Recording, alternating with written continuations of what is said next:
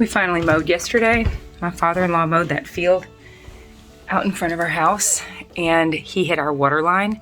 So last night, the night before the first Monday of school, we were out of water, no water. If you've ever not had water, I was squirting soap on my hands, turning the water on, thinking it's gonna magically appear. It didn't.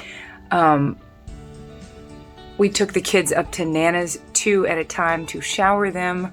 We got out of the house as quick as we could this morning, and we got breakfast on our way to school. Last night was hectic, fun, productive. Thank God for Nana next door. But I got 7 kids to school this morning and then came back here and took a nap. And once again, dreamt and dreamt and dreamt about sugar. Very specific dreams about very specific items. In fact, I even found a piece of the cake that I was wanting, and I ate the cake in my dream from like the outside forward. So like if it was a piece of pizza, it'd be like eating the crust first. I was like eating the cake, all of the chocolate, all of the gooey caramel, everything that's on the outside of a cake. I was like eating that first, the top, the bottom, the sides. And finally, all I had left in my hand in my dream was like this sponge of angel food cake. And I was definitely still about to eat that. Dreaming and dreaming and dreaming about very, very specific items. I woke up just now. It was so fretful. I don't exactly feel rested, but I know I am. I woke up remembering that there is still half, if not more, of a $40 Dairy Queen cake in my mother-in-law's refrigerator, freezer next door. So I'm going for it. I am going for it. I want this obsession to stop. I'm gonna go get the 2 items that I'm obsessing over. I'm gonna go gather them. It's gotten to this point. Okay, I feel good about this. I'm excited. The 2 items that I've been obsessing over are these Reese's filled muffins. I might even get the chocolate ones also, with the little teeny tiny chocolate chips on them.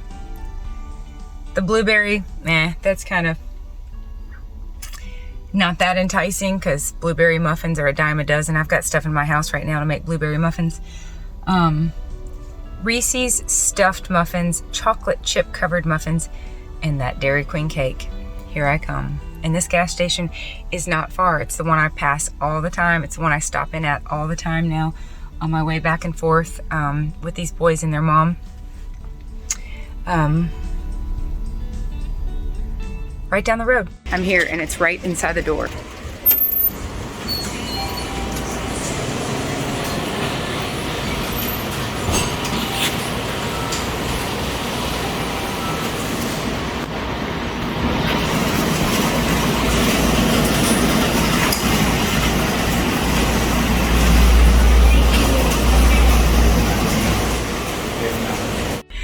I did it. I went in, I bought the only 3 Reese's peanut butter filled muffins that they had. The other day they had a whole pack of them. They didn't have the pack today, and I did not buy any of the chocolate because they looked so dry and disgusting. So I got all 3 of these Reese's peanut butter filled. That's a Reese's cup crumbled all over that muffin. I also went up to my mother-in-law's house and got the rest of the Dairy Queen cake. And again, if you all have heard me, if you've heard any of my videos, you've probably heard me talk about Dairy Queen cake. It's the whole deal, isn't it? It's the texture, it's the temperature, it's the creaminess, it's the chocolate. A Dairy Queen cake is kind of like everything. So here I am sitting in my car with these items that I've been obsessing over like I've done so many times before.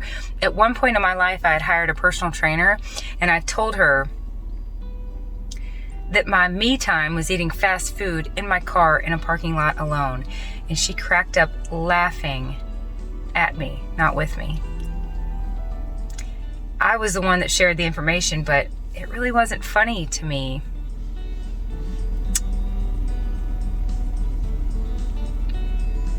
It's sad. That's destructive. So here I am in my car, surrounded by the very foods, in fact, the items that I've been obsessing over, the substances that I'm addicted to.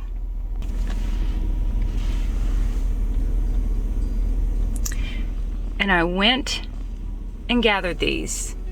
I took time out of my day today to address this so that I can do this.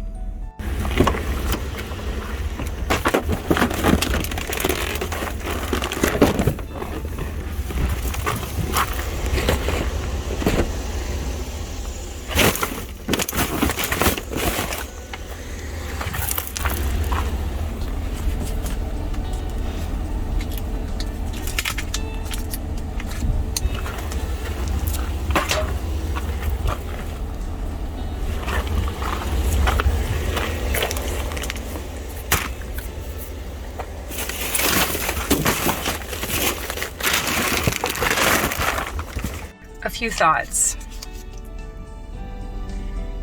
A couple lies I refuse to believe. One thing I've been thinking lately is if I want it that bad, then I must need it. If I'm craving it and obsessing over it, surely I must need it, and that's just not true. If I'm wanting it that bad, I'm not needing it, but I'm probably needing something. I probably am deficient, and it's likely in electrolytes. If you're on this journey, this is part of this particular journey. Electrolytes. When we are not eating carbohydrates, we're not carbohydrate. For every 1 gram of carb, we retain and hold on to 1 gram of water. If we're not retaining fluids like that, then we're not retaining and maintaining electrolytes. So, especially yesterday I mowed and I walked in the house and my kids were like, "You're so tan." And I said, "No, I sprayed myself with sunscreen and then mowed a field of some grass that was 10 feet tall. I'm not exaggerating.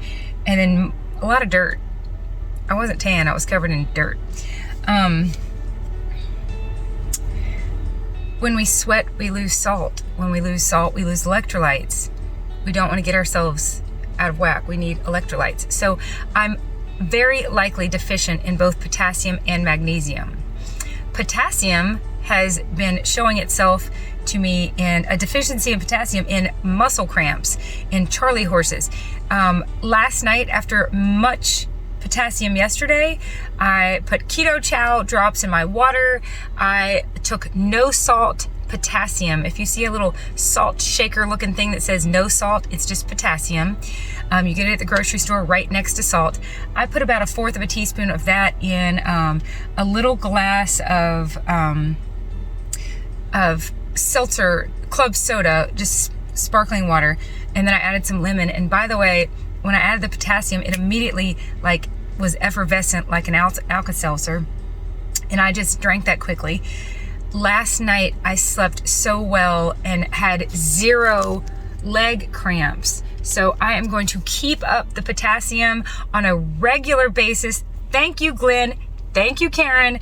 I have ordered myself some Dr. Berg potassium supplements, just some pills.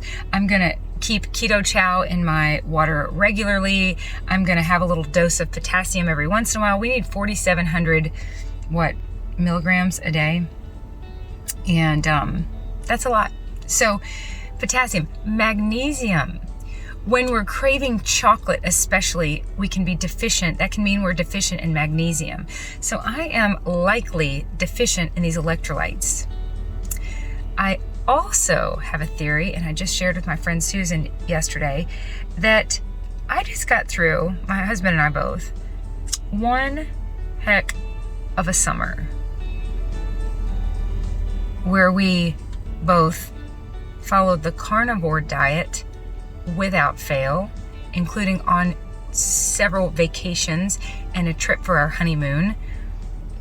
I have vlogged about these things, but from April 18th on, we have only eaten animal products, and I gave up restaurants. So it's been a trajectory changing summer for us in that sense. We've also been busy adopting 2 little human beings. And now that they're in school, I think I had some subconscious, subconscious finish line crossing mentalities of, that was a lot. A carnivore summer of adopting people. I'm kind of glad that's over. Now I can relax back into my old ways. I think there's been some of that going on. In a recent CarniVLOG, I talk about navigating these unexpected cravings and all the things. Maybe I'm hungry, maybe I'm tired, maybe it's hormones. Maybe it's emotions, maybe it's, I don't know. It's likely electrolyte deficiency. And probably some relief sprinkled in there. And a real habitual tendency to relax back, keyword back, into my old ways, which for me are sugar and flour. For you, it might be alcohol, it might be nicotine, it might be pornography, it might be gambling, it might be any of those things, any of these types of things where dopamine has down-regulated for you. 2 verses come to mind, Galatians 4:9, and the gist of that is, now that you know God or yet are known by God, why then do you return to these weak and miserable forces? I looked at that verse the other night, making sure that I had it right, and I thought, weak and miserable forces. You know, you think of the word force, something that's driven or drives, something that's animated or inanimate. Weak and miserable. I don't usually go here necessarily, but I thought, oh, weak and miserable forces, almost like weak and miserable demons. These weak and miserable. And by the way, don't we know people in our lives that are that way? Just clearly both weak and miserable. I don't want any part of that. I don't want to turn back to that. Ephesians 4:22-24. You were taught with regard to your former way of life to take off the old self that's being corrupted by its deceitful desires full of deceit. That's what this is, these lies. If I want it that bad, I must need it. That is deceit. You were taught to put on the new self that's being renewed in both attitude and righteousness. Attitude and something else, to be like God in true righteousness and holiness. Holiness means to be set apart. So these verses come to mind. Put off your old self, put on your new self. And yes, I believe I've just popped out into a new life. I'm through what was a birth canal. It was dark, there was a squeeze. I was happy to fast because every single day was so intense. In some ways, I had lost my appetite. I was very, very hungry, eating meat when I was hungry. But the rest of the 23 and a half hours a day were so laser focused on navigating and getting to the point we're at now, where we have custody of these kids and things are smooth with their parents and they are in school. I dropped 5 kids off this morning. I will pick 5 back up this afternoon. In a lot of ways, we're through that birth canal and we've been birthed, just popped into this new life. Now is not the time to go back. Now's the time to keep going forward and experience this new life. Things already feel normal. Mary and I spent hours last night going through her toys. I told her I'd give her $25 if she'd release gobs and gobs and gobs of toys. I said, if you love it, keep it. If you love it, keep it. We kept dumping bins of toys out on the floor. Grab whatever you love. Grab it. I didn't want to rush her or stress her because bless her heart, she made thousands of decisions. And for a 6-year-old kid, that was very, very impressive. I said, if you love it, keep it. If you love it, I want you to keep it. If you don't love it, let it go. And I kept reminding her, if you let it go, you'll never have to put it away again. I don't want her spending her life cleaning up. But I realized as I spent hours and hours with Mary, well, I was letting the other 6 just run free. When you have a newborn baby, they are in your line of vision almost constantly. That's what these 2 little boys have felt like. It's felt like I had newborn babies. And last night, I don't know, maybe they're 6-month-olds now at this point, quote unquote, because I felt very comfortable just hanging out with Mary while these boys got to hang out and play before we all went up to Nana's and showered. Things feel normal now. We're through the birth canal. We're into this new life. I refuse to turn back to weak and miserable forces. My friend Karen put it well when I told her, I said,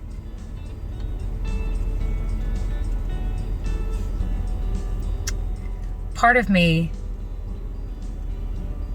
might be tempted to indulge with sugar and flour and get tangled back up with it because of where I am on this journey, or like I said, just out of relief for having gotten to this point. And she just simply said, this is life. And I think that's what's a little bit shocking for my brain, that God is not telling me to recalibrate. He's telling me to keep going. And that is unusual for me. I like change. Apparently, I like crises.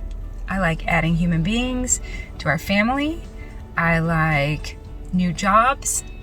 I like moving. Every few years, I like change. So this is probably a little uncomfortable for me to just keep doing the same thing. Like I said, April, May, June, July, August, that was fun. We did it. Good job, Greg. We did it. Carnivore for several months. Adopted some kids. Now what?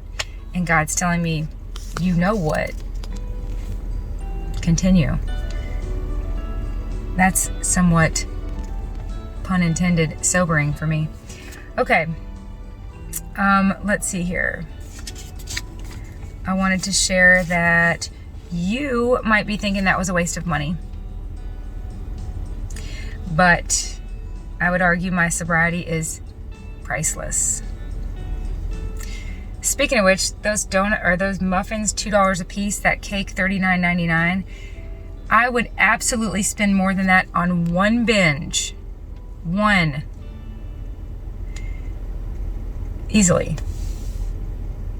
I'm going to call that a net financial win. I could get going on this, and we all know that we could end up in a bender that lasts 24 hours, 2 or 3 days, several weeks, months, even longer. And that's where the money is lost, if we're really that concerned about money. I cannot imagine how much money I'm saving now not eating at restaurants. Speaking of money, for me to know I had a Dairy Queen cake up at my mother-in-law's house next door is like for a cocaine addict or a meth addict to know that they had not just your run-of-the-mill, this will do the trick, probably laced with garbage, but like the good stuff. And there's no such thing in the world of addiction as good stuff. The best stuff is the worst stuff. So it's a real danger zone for me personally to have a Dairy Queen cake sitting up at my mother-in-law's house that I paid for, that's mine. Having these moments of extreme, even subconscious cravings, dreaming about sugar in my sleep. All right, so another lie. One lie is that if I want it that bad, I must need it. Here's another lie, that it's a treat. It's not a treat, it's punishment. I'm gonna pamper myself, not punish myself. We have a status court hearing Wednesday morning. We gotta get the 2 little boys out of school and take them in front of the judge so that he can feel good about the decision he's made to sign off on some papers. He wants to see with his own eyes a mother and a father and 2 little kids that are all happy to be together. Tomorrow, I will go get a manicure and a pedicure with my birthday money. I will pamper myself. I will not punish myself with the very drug I'm addicted to and get myself back in that loop. Somebody might watch this and think it's a waste of time. The kids are in school, the clock is ticking, but there's absolutely nothing more productive I could do today for myself or my family than to properly fuel myself, to literally put the best fuel possible in this vehicle. I came real close to putting water or Coca-Cola in the tank. That's gonna do nothing. Okay, those are figurative examples. You get my point. I wanna put the best fuel possible in this vehicle, or at least the cheapest, best fuel. And the same with this vehicle. If I start messing around putting other stuff in the tank, well, it'd be disastrous. And finally, I'm gonna end on this note. I just now stopped at the dollar store on my way in the midst of all of this, and I got myself 2 of these. Original beef stick. They passed my test. The first 3 ingredients do not include, well, the first 2 ingredients are beef and water. Check them out, by the way. Most of these type 100% beef. Most of these say number 1 beef, number 2 sugar, number 3 brown sugar, or number 1 beef and pork. And I am still on my BBBELS, no restaurants commitment. When I stopped to get this at the gas station, because there's a guy at our house fixing the water and another guy at our house to pick up the Barbie Dream house, I want to cook myself some food, but I could tell I needed some quick energy. These might be causing me problems, I don't even know, but for now I'm going to focus on electrolytes and higher fat. By the way, our body takes protein and turns it into glucose. Yesterday I had a high protein day. I'm probably getting I don't have the data, I don't want the data, I'm not inputting any food into any app, but I'm probably getting sensitive to even when my protein to fat ratio is too high with too much protein. That might be causing me to crave some sugar because I'm producing the glucose. I gotta up my fat, thank you, Karen. I will cook some pork belly. The other day I bought 30 pounds of bacon and 15 pounds of pork belly.